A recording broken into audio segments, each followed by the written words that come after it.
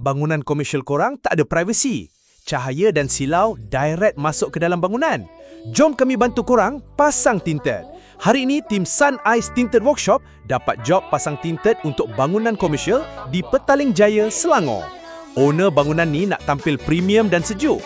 So, kita pasang Tinted reflektif, blok panas dan nampak moden.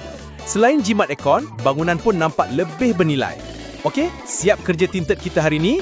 Rumah, pejabat, kedai, bangunan besar atau kilang, semua kami boleh buat.